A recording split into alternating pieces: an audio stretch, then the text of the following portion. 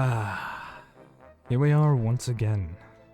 Welcome back, dear listeners. It's been a while. Sorry, I just had to clear my throat. This will probably continue to happen until I find a way to be more consistent. I think I've said that before, but it still holds true. But I hope you can still enjoy this episode and the episodes of the past, and at least for a time to come. Just know I don't plan on stopping anytime soon. I just gotta figure some stuff out, and it's taking a lot longer than I expected. I should just, sit down and do this every now and then. Just make myself do it, because it's better than not doing it. Anyway, that is not why my phantasmal train has appeared before you on this day of days. For you see, dear listener, we are on an eve of an eclipse. In this, your world of living beings. Or perhaps the eclipse has already passed for you. I'm not sure when you're hearing me. Ghost magic isn't an exact science, I'll have you know. But I digress. The celestial phenomenon known as the eclipse has been perplexing and inspiring us as a species for millennia. And tonight, I'd like to look into some of those historical events and how they were perceived. Just imagine, for a moment if you will, you're a soldier engaging in a large-scale battle. Death, destruction, blood and gore are all that fill your world in that moment. But just then, in that moment of pure chaos, the world goes dark, as if it were the middle of night all of a sudden. All the fighting stops. The pause gives both of your sides enough time to decide enough is enough, and peace is reached. This was the truth of what happened for the Lydians and the Medes, or Medes. Not entirely sure on pronunciation, sometimes I forget to look it up. The two groups were at war during a battle which later became known as the Battle of the Eclipse. A total solar eclipse occurred, and they decided that the war should end and peace was achievable. This is of course not the first nor the last time an eclipse has been recorded in history. The earliest known record of an eclipse occurring is depicted in spiral petroglyphs within, or perhaps on, I couldn't find images of the actual glyphs. They might exist, I just don't know. On the, I forgot how to pronounce this. Loughcrew, I believe? It's a cairn in Ireland. These glyphs were found on the specific cairn known as Cairn L, which is one of the largest. I believe D and L are the largest. I might be getting that first one wrong. I know L was one of them. And I've used this word enough now that I should probably give you a bit of an explanation for what a cairn is. A cairn, for anyone unaware, is a human-made stack of stones, essentially, or a pile, depending on what word you prefer. Oh, hey, it's this song. Sorry, I haven't listened to all of Kevin MacLeod's songs, but was not expecting this one. I'm gonna turn that down just a wee bit. Hopefully it's still there for you. For those of you who don't know, this is used as the Yogscast's old outro song. And it's just, it's very nostalgic for people who were on YouTube and watched them at the time.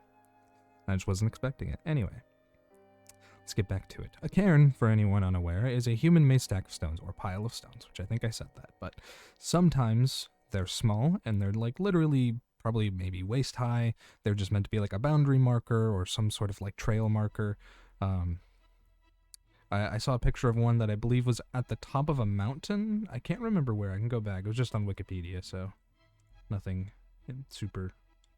It was just to get a definition of cairn so that I had it right, or at least as right as I could. It's in Switzerland. A cairn marking a mountain summit in Graubünden, Switzerland. I could be very wrong on how that pronunciation, but it's Graubu with an umlaut over it,Nden. But they are not always just boundary or like trail markers or anything like that. They are often burial mounds, which I believe may be the case for the Loughcrew ones. I could be wrong. I didn't look hard enough into that, I guess, as I should have. Oh well. But they are sometimes burial mounds. Not always, but sometimes. And these ones seemed rather large, so that's why I kind of inferred that, oh, perhaps these are burial mounds. But they might not be. I'm unsure on that. The other thing about if you've played the game Skyrim, I don't think they're in Oblivion, but if you've played the game Skyrim, you probably would have seen these before, at least in their sort of like trail marker form. There's plenty around the whole map. There are so many just piles of stones. Sometimes there's cloth in them. I believe in one part there's some like specific Dunmerry cloth, but yes, they are depicted in Skyrim.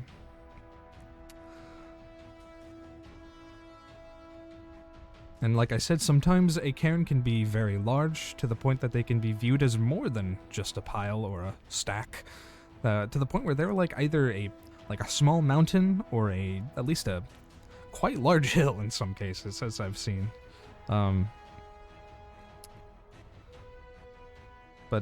Yeah, this seems to be the case for Loughcrew.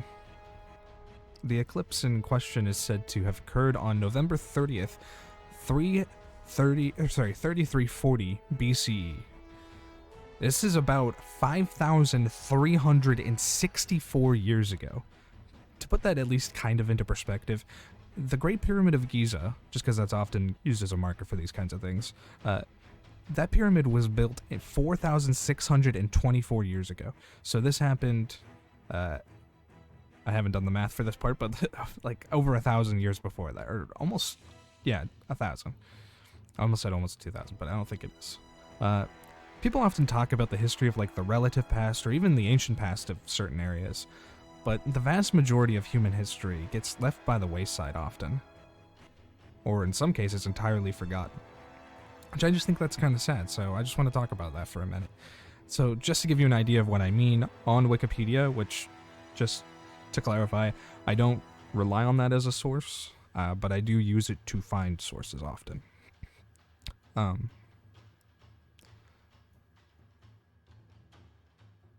When you look up a certain year on Wikipedia, though, it gives you like a list of events and people that occurred or something significant happened to them in that year. And so I put in the year 1578. I believe that year was a year an eclipse happened that was like the closest to a perfect total eclipse, which I don't think has ever actually happened. This one was like 0.999 something or 0.99 something of the diameter of the sun that the moon covered. Anyway, but I put that year in 1578 BC or BCE, and it brought up a list of people and events, and it only listed Egyptian and some other biblical history events and people. And like I know this is for like a multitude of reasons, but I really tried to search for actual history that happened not necessarily in that year, but in that like span of years, about because it pulled up the 1570s, not just that year. And I tried to find something like of Celtic history or of just not the typical history you'd see from that time period. And I couldn't find anything. I found adjacent things, or I found like books that supposedly covered that time period in like Celtic history or something like that. But I never found anything that was like concrete or that showed that I could actually view, because it was like, oh, this is the Amazon page for this book, and it's like, I can't really look at that. I'd have to go search up the ISBN or something. I'd have to go find some sort of PDF. I just couldn't find any information on stuff that happened that year that's like readily available online. And yeah, like I said, I know this is for like a multitude of reasons, but it's just something I wanted to talk about. Just because I think it's sad that a lot of that culture and history is just lost or being lost currently. A lot of Celtic history, or like at least some aspects of the culture similar with Norse mythology, like I'm pretty sure I've talked on this podcast before, gets lost because of just a lack of care about preserving it, at least in the past. Particularly with Christian scholars not really wanting to preserve non-Christian histories or cultures. Although that is not completely true to an extent, but they often will take that and then try to skew it in their own ways, though sometimes we can tell that, like with certain events of Ragnarok, I believe, are believed to be Christian influences, as in like I forget the author's name. He's very well known, but I really can't remember. Snorri Sturluson, I believe. It's believed that he may have, or someone before him who's also like Christian monk, may have added onto it a certain aspect or twisted something in a certain way to make it more Christian, but maybe not. I don't know. I think the belief or the reasoning behind that in certain other stories, I know Ragnarok for one, it's Baldur's return. It's just very biblical and Jesus-like. There are other ones, I'm not sure specifically, off the top of my head anyway, because I didn't plan to talk about this, it's just kind of where it went. But they are able to tell this, I believe, through, or the scholars are able to tell this, I believe, through the way like the poems are structured in Old Norse. They can tell when someone has added something in or replaced something, just because it just stands out. I'm not sure exactly what that looks like because I don't study that. I wish I could, but I haven't learned that yet, if I ever do. But anyway, in another city, an ancient city, one that is no longer a city, well, it's still an ancient city, I suppose, but it's no longer a thriving city like I guess you would say Cairo kind of is, because Cairo has pretty ancient roots, but it's still a modern day city. This one is the city of Ugarit, which is, I believe, in modern-day Syria. And I believe it's also played part to many different cultures and empires. I think this is specifically Babylonian that I'm going to be talking about. I could be wrong, but from what I gathered when I was reading about this, it seemed to be Babylonian, at least this specifically. But in Ugarit, they uncovered a clay tablet, and it was discovered on that tablet was the recording of an eclipse. Supposedly, what we learned from this is that, and supposedly other tablets, is that the Babylonians were able to predict eclipses with decent accuracy, to the point where they knew about eclipses, or they had at least predicted eclipses that would have occurred elsewhere around the world that they would not have been able to view at that time, or ever, because they weren't in the path of the eclipse. And they were able to do so with pretty decent accuracy. I'm not sure how accurate that was. I don't think the articles I read went into that too much. But another thing that I at least found a little funny or kind of ridiculous is that kings at the time would appoint a substitute king during the events of like an eclipse, because these events were viewed as evil omens, especially, I believe, lunar eclipses? Or no, that might have been Chinese. I'm not entirely sure. I didn't write down in my notes or anything about that. Anyway, but they would appoint these substitute kings who would take on the burden or the fallout caused by these omens of the eclipse. And the substitute king would always be killed so that the omen would come true. It's probably important to tell you that the omen, in the case of an eclipse, was always the death of the king. That's what it would predict. If an eclipse happened, it meant like, oh, the king's gonna die. So that's why they would input these substitute kings that would take their place and die in their place. I just think the concept of a substitute king is funny. Though it doesn't surprise me, to be honest. Especially someone to just, take the fall for the king. Which kind of reminds me of one I'll get into in a little bit from China. But there was not a substitute king in that case.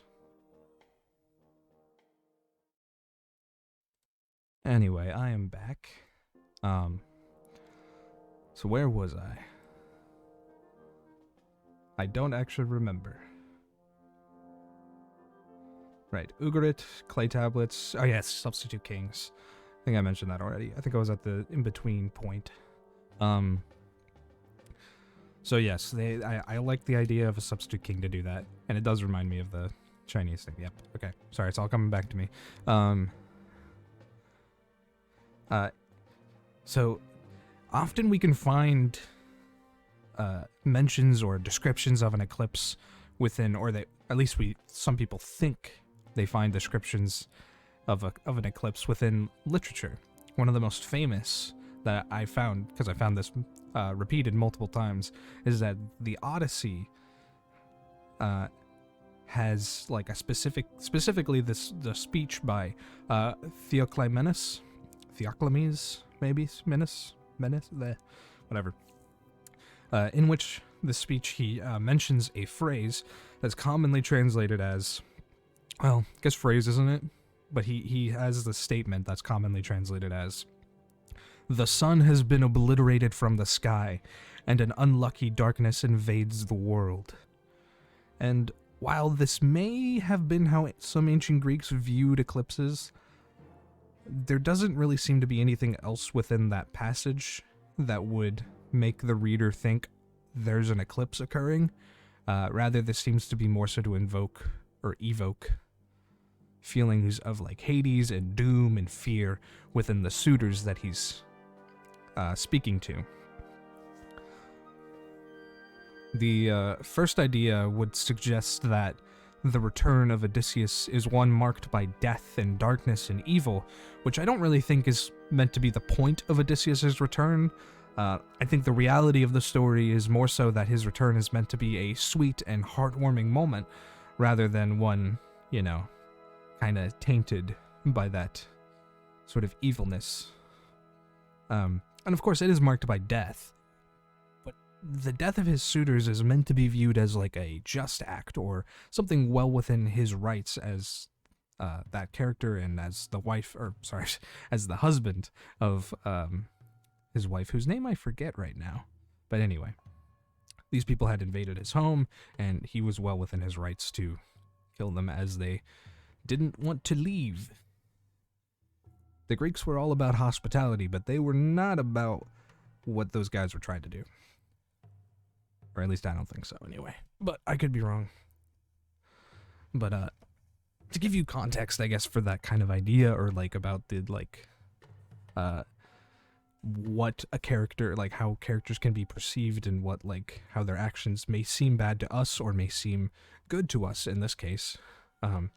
Not in the case of Odysseus, but may seem good, or not necessarily in the case of Odysseus. Anyway, but how something like that can be viewed in one way, but is actually meant to be viewed in the other way, or in an opposite way. So in the Orestia, Agamemnon's wife, Clytemnestra, murders her husband, Agamemnon, partially because he's an ass. He's literally one of the worst characters, or people, potentially, within the entirety of the, what is the Homeric cycle, that's what it's called.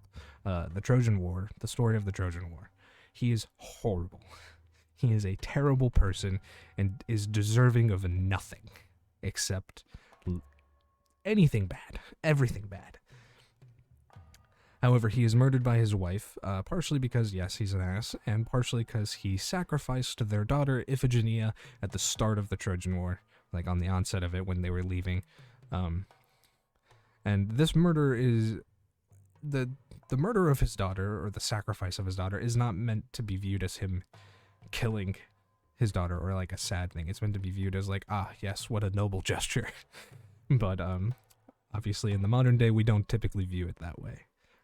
Whereas the murder of his wife, while we might view it as a like Yas Queen type moment, to the ancient Greeks, or at least I believe to the writer, it wasn't meant to be viewed that way. It was meant to be viewed as like this is wrong, and here's why it's wrong.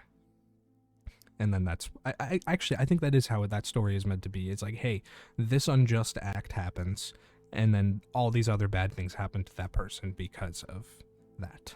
Although I think she might kill herself. I'm not sure. But anyway, there is another additional reason, apparently, that Clytemnestra was in love with another man. And yes, Agamemnon constantly cheated on her. That is like a whole plot point of why Achilles was upset with him. Because he took Achilles' girlfriend, I believe? His war bride or something like that. I don't remember the exact term. But what'd you expect? Ancient Greece to be fair to women? Nah, come on. But I'm getting away from my true love, ancient eclipses. Here we're going to get into the Chinese one now. In China, eclipses have, or at least in ancient China, had a lot of merit to them. They were very important times. They were events that could, or I guess would, predict the future of the emperor. So I guess that could include death, or perhaps the future of their reign. Maybe their reign would be fraught with peril, or just they would be bad. I don't know. Just wasn't great all around. Or it was a serious time all around, I guess is a better way to put it. So predicting them and being prepared for what was to come was a must for the emperor and his people. His people within the palace, at least. During the reign of Emperor Chung Kang, I'm not sure if I'm pronouncing that. It could be Kaang or I don't know. It's spelled CHUNG K''ANG. An eclipse occurred, and he learned about it because people in the street were attempting to scare the dragon that had ate the sun away. It's probably important to note that they believed when an eclipse happened, a dragon ate the sun, and that they could scare it away by making lots of noise. So they would bang pots and pans together, they would do anything they could. Chimes, probably musical instruments, maybe even just screaming. But yes, they would try to make a ton of noise so they could scare the dragon away. The word for eclipse in Chinese is shi, which meant to eat, or means to eat. And on tablets and things we've recovered, it was often recorded as the sun has been eaten. But back to Kang. He was distraught by the sudden eclipse, as it could have meant the end of him, or his reign, or something else. So afterwards, when the dragon had been scared away successfully by his people, he had his court astronomers, which I did see their names, but I forgot to write them down. He had them beheaded for not being able to warn him. And this is the story that reminded me of the substitute kings, because, rather than it meaning, or the eclipse meaning his end, it meant the end of his astronomers, because they, failed him in their duty. But yeah. So I just think these are just some interesting stories to me. Just how natural events in our world, and we may know more about them today, obviously, but how they're viewed and interpreted by people of the past who did not have that luxury of, of the tools and understanding that we're able to have today. So I just think it's interesting. But I'd like to take a moment here and read you an ancient Greek poem. Here's a poem by Archilochus. I hope I'm pronouncing that right. Probably not, but oh well. About a total solar eclipse. There is nothing beyond hope. Nothing can be sworn impossible. Nothing wonderful, since Zeus, father of the Olympians, made night from midday, hiding the light of the shining sun, and sore fear came upon men. So, while many ancient Greeks we've read about, such as, all the mathematicians, the philosophers and whatnot, even the philosophers to an extent can get this way, but a lot of them are learned men who understood astronomy, at least to some extent. They may not have understood it fully. I don't know for sure. But they were able to predict it, as far as I could tell. There are still, of course, many ways to interpret things if not fully understood, especially by those who do not know what astronomy is or don't really care. Especially someone who's like a poet. I would think they might not, but maybe they would. I could be wrong. I do think it's fair for someone who doesn't have, a nigh infinite amount of knowledge at their fingertips for them to think oh, damn, the sun is gone. What the hell is happening? Am I gonna die? Why would the gods do this to us? Why would they abandon us? I think that's a fair assumption, I think it's absolutely fair to think that. Or, in the case of the Chinese, like, why would the dragon eat the sun? And then, just start screaming at it to get it to go away. Kind of like, I guess, people who say, make yourself look bigger and then start screaming at bears. Which reminds me, actually, I saw a comic recently that I liked a lot, which has nothing to do with this, but I want to talk about it anyway. It was a comic of a bear that was, like, robbing someone, and it said, put him up. And then the person put up their hands, and then it went back to the bears, he got scared, and was like, why are you so big? And I just really liked it. It's just really stupid and funny. Alright. But, venturing into the more modern era, I don't know why I wrote error in my notes, but modern era, a number of things have been discovered or figured out during solar eclipses that I'd like to discuss, or at least bring up a few of them. First is the description of the sun's corona occurred during a solar eclipse, like the first one. I'm sure the first observations of it were there too. I don't know if this is necessarily that, but this was pretty early on in that list, so. If you don't know what a corona is, since I've been talking about it for like a solid 30 seconds or so, it's a sort of ring of light in the uppermost part of a star's atmosphere.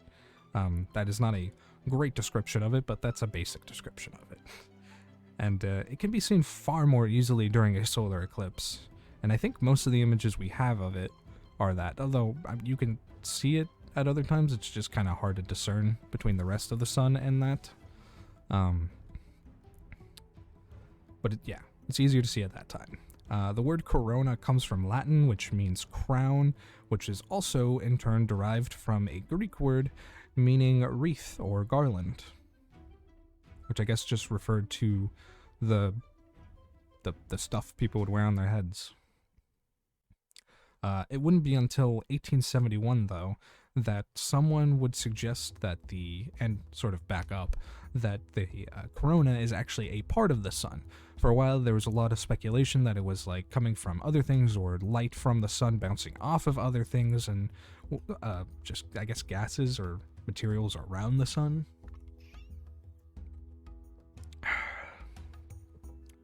But this guy in 1871, Jules Johnson, I don't know, Janssen, used spectroscopy to determine that the corona was made up of both hot gases and cooler particles, which would suggest that it's a part of the sun and not something else around it, because it would be made up of different particles and temperatures and gases that would be distinct from the sun. And another discovery, this is probably the most modern that I could find at least, was someone confirming, I have the name of that someone, I'll get to that, was someone confirming Einstein's theory of relativity, or at least partially confirming it. In 1919, during a total solar eclipse, Sir Arthur Eddington, Sir Arthur Eddington, not Pendragon, verified the theory by observing the bending of starlight passing near the sun's limb.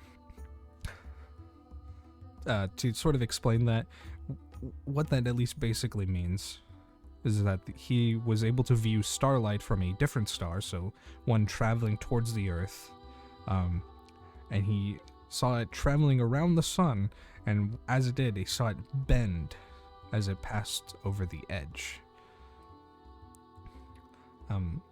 Which would imply, of course, that gravity, or specifically the sun's gravity, was bending the light. I did not see any detail of how. I'd have to look that up further, or how he viewed it. So, yeah. So I think it's fair at this point to say that eclipses have, and to an extent, always will be a magical phenomenon to us humans.